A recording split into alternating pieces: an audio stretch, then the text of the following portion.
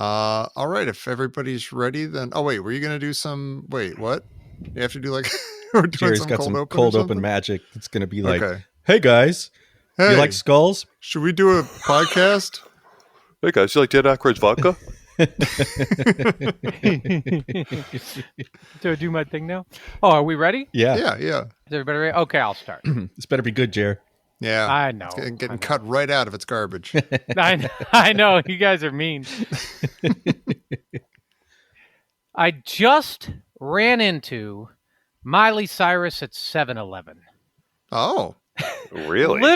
Literally ran into Miley Cyrus at 7-Eleven. I was driving up there with my good friend Risa, and she opened her car door. Risa was in the passenger side. She opened her car door, and Miley Cyrus opened her car door, which I believe was a white Tesla. So there you go, Jim O'Kane.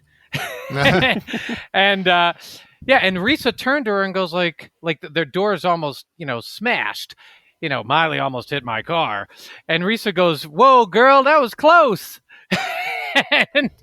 and Miley Cyrus goes, "Oops," and then gets in her car, and Risa goes, "Hey, that's Miley." You almost ran into her like a wrecking ball. Yes, exactly. Like just kabam. So, and then I got $1.38 back on two Reese's, two of the Reese's peanut butter cups, king size, because they were 2 for $3. And quote, because I didn't have my number ready, the guy charged me full price. And I literally went back to 7-Eleven. I was like, "Oh, hey man, I got to return these Reese's peanut butter cups. I want my $1.38 back." And the guy goes, "Hey man, did you just see Miley Cyrus?" I was like, yeah, I know. Where's my $1.38?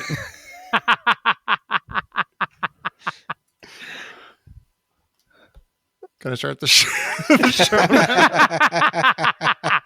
Welcome back. All right, here we go. Indiana Jones, Indiana Jones, Indiana It's a podcast about Indiana Jones. Every movie, 1 minute at a time. Indiana Jones, Minute. Welcome back to the Indiana Jones Minute. This is the podcast where we weep. We just weep over the film Indiana Jones and the Kingdom of the Crystal Skull, 1 minute at a time. I'm Tom Taylor. I'm Pete Lumber. It's okay. I'm Gerald Crystal Skull Marcus Porter. Gerald Crystal Skull Market Porter. Yep.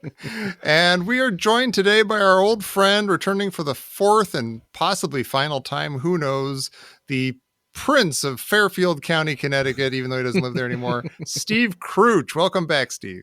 Hey guys, it's so great to be back.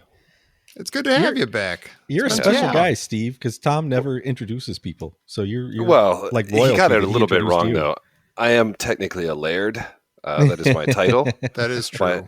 My wife purchased it for me from Scotland. I own a 1 by 1 square foot bit of land that entitles me to the title laird. Nice.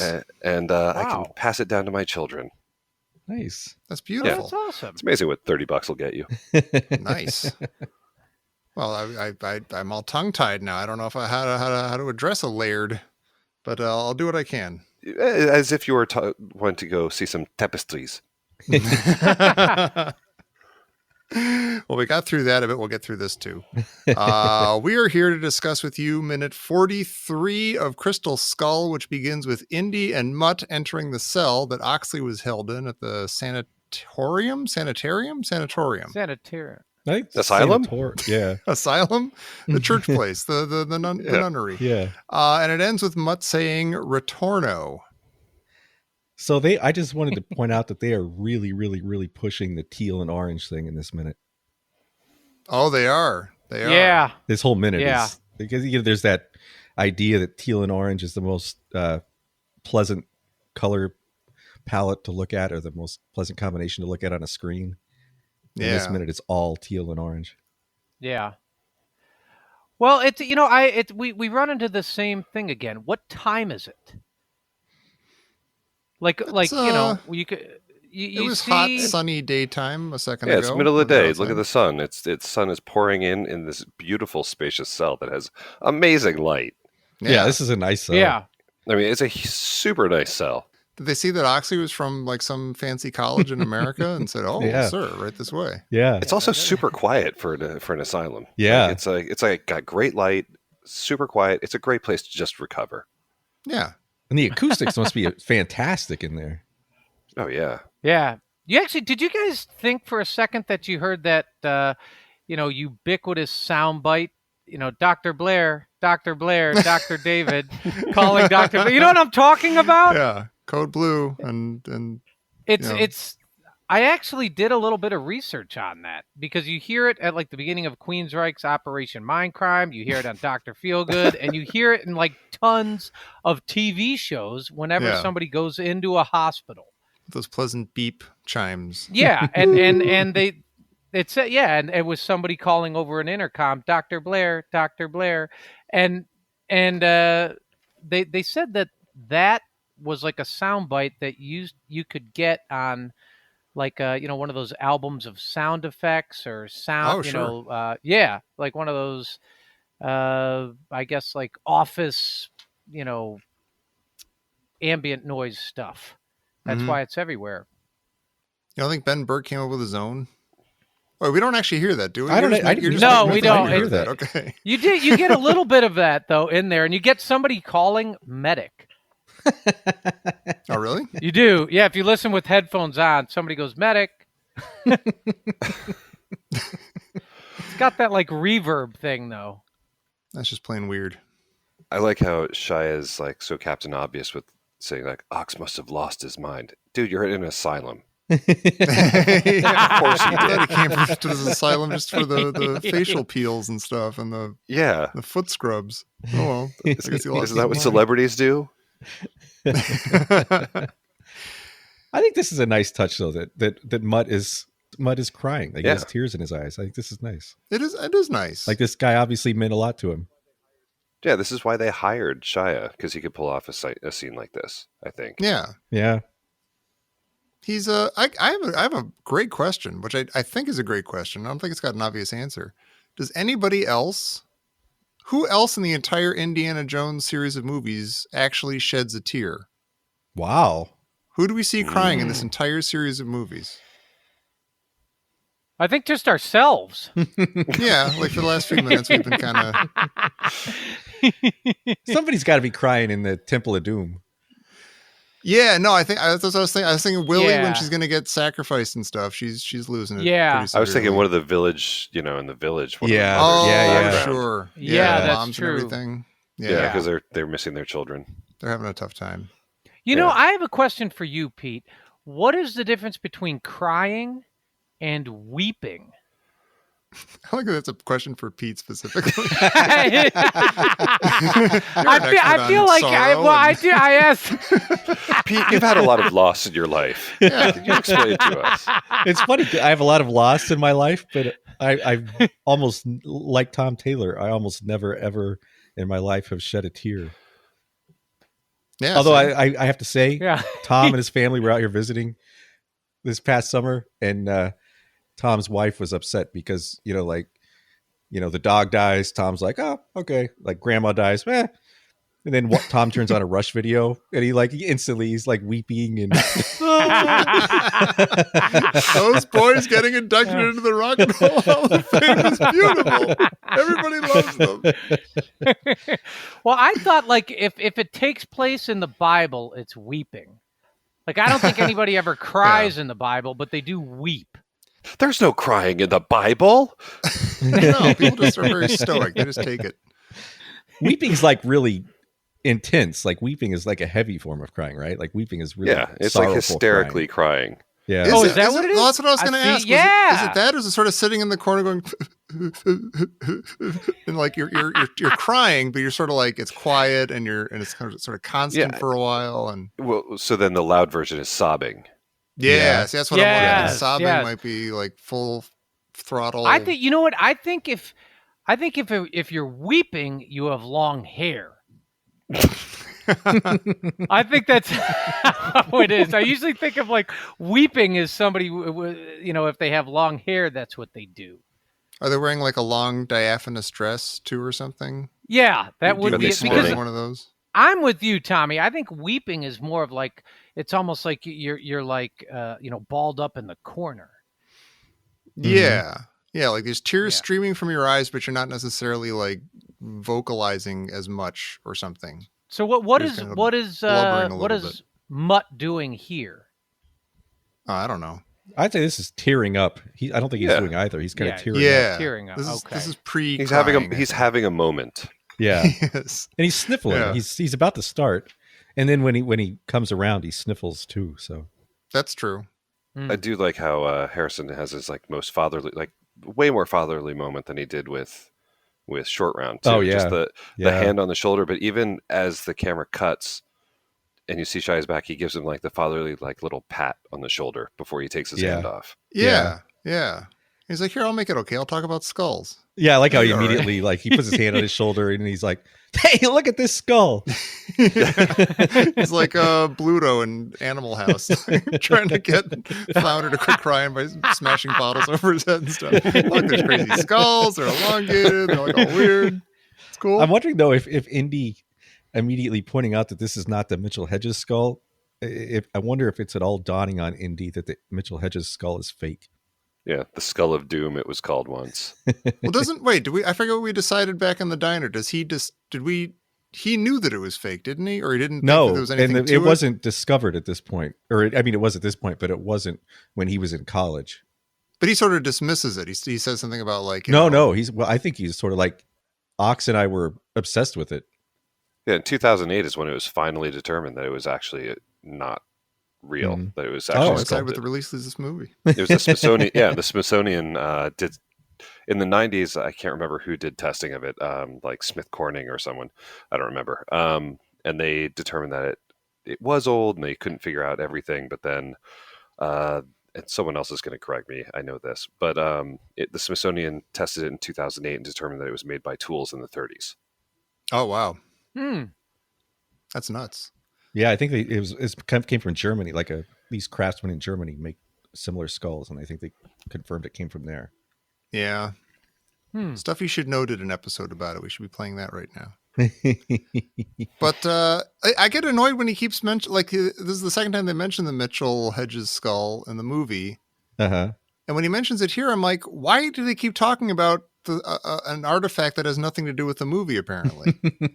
I have I mean, no is it idea. just because they have to, like, there will be people in the audience who are like, oh, must be about the Mitchell Hedges skull because that was a thing. And, like, maybe they're talking about those. Like, do they have to just get that out of the way and say, no, it's not that? It kind of also, like Indy said, he and Ox were obsessed with it for years. So maybe this is his way of saying, well, but this isn't what we were obsessed about, so this must be something different. That doesn't mean anything either. By the time you get to this scene, like you've forgotten all that. Yeah, because So Yeah. he mentions the Mitchell Hedges skull, and you're like, huh? What? Yeah. Okay, it's almost like Yeah. a toss-away line. Yeah. You know what's weird? All I imagine is this dude named Mitchell Hedges who has a really odd head. They keep saying, "Oh, that's Mitchell. guys? That's Mitchell Hedges' skull." You know, you smoke too many Mitchell and Hedges, and your head Yeah. gets like this. Call me Mitch. That's like, Wait, that is. that's not, Wait a it's minute. not Is that nice. actually? That's a cigarette brand, isn't it? No, it's Benson and Hedges. Ah, Yeah. damn it. Mitchell and Hedges? There should be. Where's the Mad Magazine version of this movie? They definitely have Mitchell and Hedges in there. Well, so look, Oxley has been in here for a few months, right? So I'm He trying had to A couple figure out months, I think. Yeah, I a forget. couple But yeah. months, right? So what determines when he decides to draw a new skull? I kind of see him just constantly scribbling and carving. Yeah. Yeah. Yeah. Like, so does he?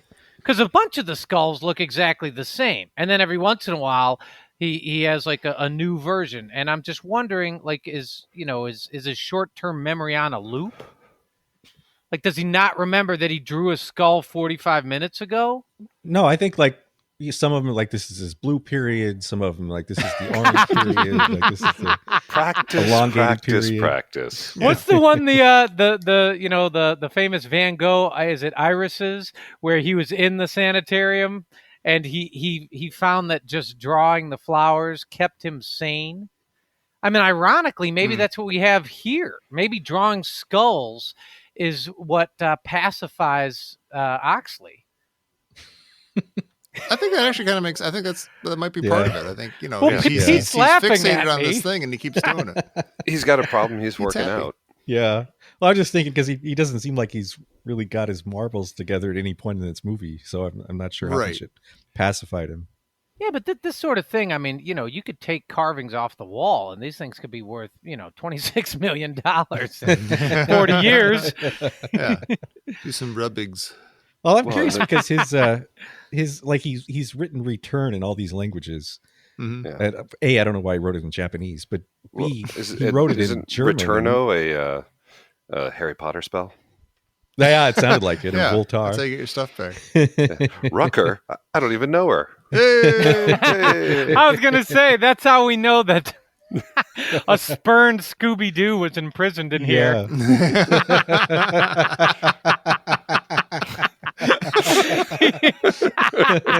It's written on the wall. Ruh-roh.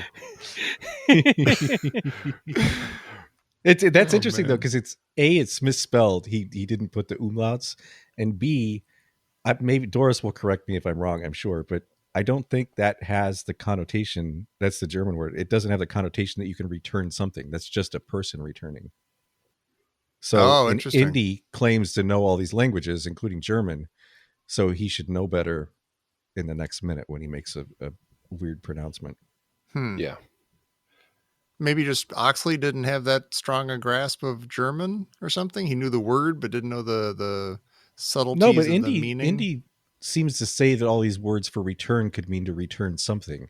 But if Indy knows German, he should know that doesn't mean that. Right. So he should know Ox is giving him a clue and Indy's completely missing it. I have a quick question about these carvings.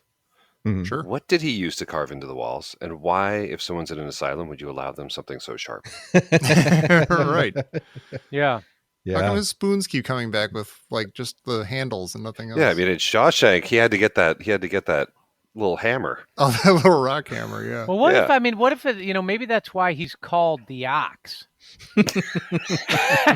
Maybe it's like his horn.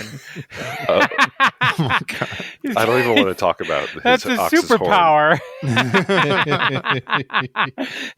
When he gets really angry.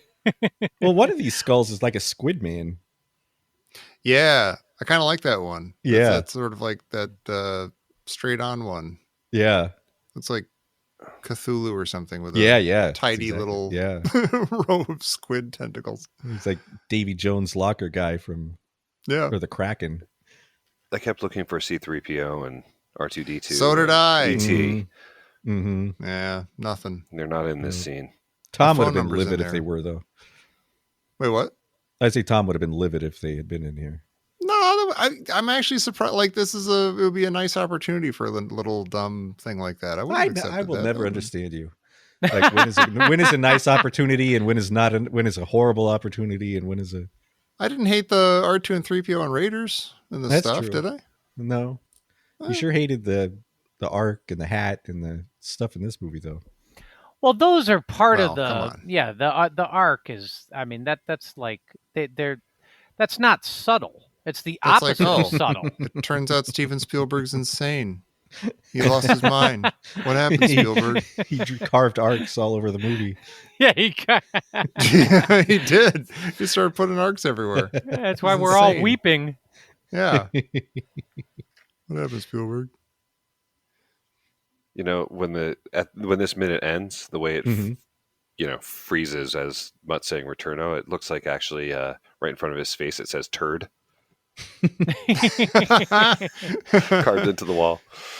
That was a subtle little thing they did, totally intentional Yes. for people like us to notice. What are the nuns going to do now this room has been vandalized?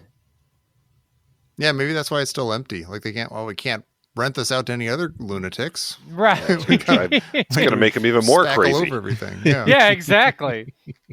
It's a wasted room now. Steve. And why didn't they stop him? Yeah, please. If they, if they didn't want the room to look like that. I'm sorry. Yes. No more Jay. axes for you. Maybe they liked it. Like maybe this was free interior redesign. Oh, it was like trading spaces. Yeah. Yeah. It was so bland before. Steve, I had a question for you. Normally this is reserved for Tommy, but we've been talking on our show about our mutt forecast. We have a mutt watch. And whether or not, Mutt is to blame for, sometimes the dismal ratings this movie gets. But in this minute, we see Mutt actually have,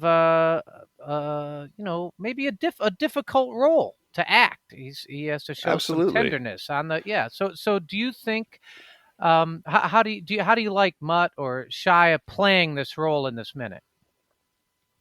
On rewatch, I shockingly liked him.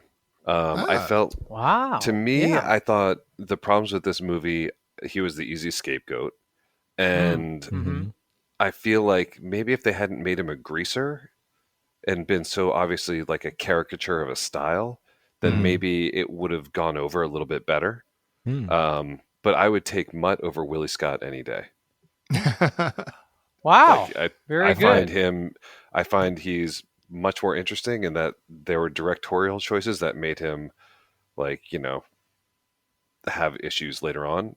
I do, there are a couple times where he's a little too daddy-o, and that's part of the writing, Yeah. but I think Shia can pull some of it off, and I think anyone would have struggled to pull off this role. Yeah. But I end the movie and I honestly don't hate him. I think it was just it was just inopportune for this kid. There's a lot put on him, and he was unskilled with the media, and he said a couple things that not so many people liked. He spoke the truth. He kind of badmouthed this movie, didn't he? Like right after it came out. Yeah, I mean he said a couple things, and and I think like Harrison Ford and people were like, "Kid, you got to sell this thing." Like there's a difference between your own opinion and selling it. Yeah. But I think the problems with this movie are they're all over the place. But I mean, I have a couple of them. One of the things is just the actual MacGuffin itself. Like in Raiders, it's an arc. It's like something that's a weapon. In Temple of Doom, it's they stole these things, so there's drought, and they stole the kids, and there you see that what's happening. In Crusade, it's immortality, and Hitler could become immortal. In this, it's like, okay, these skulls, and maybe it's mind control, maybe? Yeah, maybe. Like, maybe? It's not super clear, and I think it's the difference between going from mysticism to sci-fi makes it weaker. In my mind. Like we know the consequences of finding the other things, but not so much in this movie. So what's interesting is we don't juggle that. We actually take the balls and we walk over and we throw them on the ground. With the mysticism versus the, alien or whatever. Well, no, I'm not totally sold that that's a failure of an idea. I just think it doesn't work in this movie. Like, I feel like the stakes are lower. Yeah. In this. Yeah. Than in Raiders and Last Crusade, it's like World War II is happening. Yeah. Mm-hmm. And these are major weapons to help one side win or the other. So that's like the subtext behind it all. Versus this, it's like, there's a Cold War. We got an atomic bomb. Look at how explosive that thing is. Although fridge will keep you safe. Yeah. But this little crystal skull could do something. Yeah. I don't know. It just feels not as world changing and important. Yeah. Well, so you think it's a classic case of Kate Capshaw-itis, whereas the actor is actually doing a good job or even a great job. It's just the way the character is drawn, and it's not their fault. Yes, I think that's it. Mm-hmm. I think Shia is fine. I mean, he wouldn't have been my choice, but Mhm. I think he pulls off what he needs to pull off. Pete, Jerry and I seem to have like kind of, I don't know, we keep claiming the whole mutt watch and everything, but I'm realizing sitting here now, are you along with that? Or are you having a hard time with mutt? I'm not even sure where you stand on No, mutt. I think I've said all along. I at least up to this section of the movie, I think Mutt's fine. Okay, cool. All right. Yeah. Yeah. So our I also just wish he Doppler- wasn't Mutt. Oh, his name wasn't Mutt? Yeah, it is Yeah. tough. Yeah. Yeah. It's kind of it's just Yeah. stupid. It's asking Yeah. to be made fun of. Yeah, I mean, how many Yeah. people in the 50s went by the nickname Mutt? I only know of Mutt and Jeff, and that's a terrible comic. Yeah, that's what you want to be thinking of. Well, so Yeah. earlier this season, Pete said that Mac was his least favorite character in the Indiana Jones franchise, and By far. yeah, by far, Uh-huh. right. So you brought up Willie. We have Mutt. Where are you on this in the whole franchise? I agree. Like Mac doesn't serve a purpose. Yeah, Nice. it's true. He does one thing at the very end, which could have been dealt with in a different way. And that's the only reason to have him in this. The acting is terrible of him. He's this slovenly guy. I have no idea how the two of them fit in the trunk of a car comfortably for so long. Nobody You said it stop was touching me. You're touching me with your chub. Well, they've known each other for a long time. Those aren't pillows. I don't even feel bad anymore that Tom and I were mispronouncing the actor's name. Oh, see, Which I one? like Ray Winstone. Ray what do we Winston. decide it is? Winston. It's Winston, yeah. Ray Really? Winston. It was decided for us by some It was. We were nice British schooled. folks. Yeah. We got the Denholm. Yeah. It's not an Indiana Jones movie if we're not mispronouncing English Yeah. names. We never Yeah. claimed Yeah. to be smart or worldly or well informed. We're just Yeah. doing this show. We just claim to sometimes have Wi-Fi. Yeah, exactly. Sometimes. Yeah. We don't claim to understand human emotions like crying and weeping and sobbing and blubbering. The human emotion is the real alien in this movie. I think that's what we discovered. Why is there moisture coming out of that guy's eyes? I don't understand. Yes. Go ahead, Tommy. No, you take your own lead into the thing I was going to lead you into. Oh, why? Why? Of course. Speaking of sometimes having Wi-Fi. Her Wi-Fi is This- the worst, too. Yo, aw. Oh, that's ironic. Oh, that's why she comes in. Yeah, she comes in over the wire. This just in from Professor Christy Porter. Why did they include a reference to Marvel's Punisher in this scene? That is what it looks like. That same squid face. It looks By like the way, Punisher. I am calling out Professor Christy Porter. She does not know who Punisher is. That's my nephew, who must have been watching this minute. That's funny. We'll But take it. which Punisher? Dolph Lundgren, Thomas Jane. Oh, Yeah, Netflix. the Netflix one. What's his name? There's so many. Yeah, Barenthal. Barenthal. Yeah. Yeah, That's a good show. I like that show. yeah, that was a really good show. Yeah. I bet that's the one he's referring to because it's current. Well, maybe it was a prediction that Disney would soon own Punisher as well as Indiana Jones. There you go. I smell a crossover Yeah, any second now. Indy 5, starring the Punisher. maybe the Punisher is his son. We can only hope. and the ox. It's Mutt's son. No, maybe, yeah, the Punisher's, the Ox's son, his real son. Oh my God. Well, Steve, look what you started. I'm sorry. I'm so sorry. That's okay. That's what you're here for. We're going to wrap this one up, but I strongly suggest, Steve, that you come back on Wednesday. Can you do that? I can.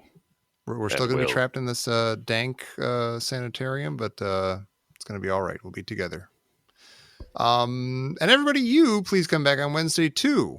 Bring your candles and things to spruce up the place and make it a little cozier. And we'll have a little powwow here back on Wednesday, for minute 44 of Indiana Jones and the Kingdom of the Crystal Skull here on the Indiana Jones Minute. Tommy, can you start blubbering? I don't want to. Skulls on the wall. He pushed me. I loved him. I hated him. That was my Hawkeye. Any true MASH fan knows the episode of